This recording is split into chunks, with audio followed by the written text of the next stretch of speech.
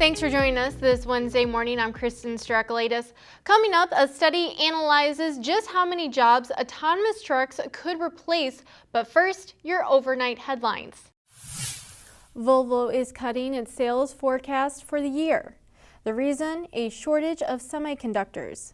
The Swedish automaker said the issue is hurting output and would likely continue through the second quarter. Volvo had predicted deliveries would grow this year, but now expects only marginal increases in global sales compared with 2021. The automaker said the problems were not related to the war in Ukraine, but that fighting there had resulted in increasing costs for raw materials, energy, and freight. Chevrolet Corvette production is down this week because of a parts shortage. GM says it cut the first and second shifts at its plant in Bowling Green, Kentucky, due to the parts issue. Output is expected to resume Monday.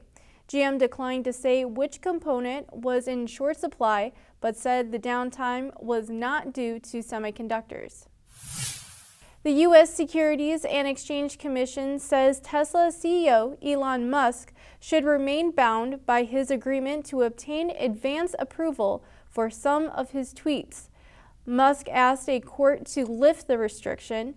The dispute stems from the SEC's claim that Musk defrauded investors in 2018 by tweeting that he had funding secured to potentially take Tesla private, when in reality, a buyout was not close. Musk and Tesla settled by each paying a civil fine, and Musk stepped down as Tesla's chairman. Musk also agreed to obtain pre-clearance for tweets and other public statements that could be material to the company. And in personnel news, former GM President Dan Ammon has been named president of ExxonMobil Low Carbon Solutions.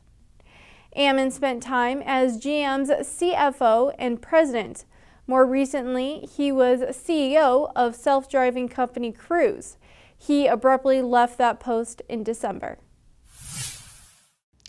Autonomous trucks could replace 500,000 U.S. jobs. That is according to a new study out of the University of Michigan.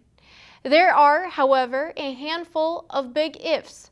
For one, the autonomous systems would have to figure out how to navigate in crummy weather far better than they can now.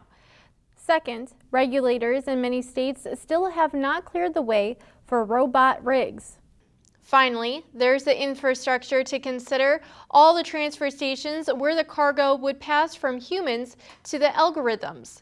However, the study says if trucking companies focused only on America's Sun Belt, they would fairly easily offset 10% of human driving if they deployed the robots nationwide. But in warmer months, only half the country's trucking hours could go autonomous. Several startups are betting on the robots, including TuSimple, a San Diego, California-based company that says its self-driving systems reduce fuel consumption by as much as 10%. Don't forget, Auto News Now comes your way this afternoon. Take care.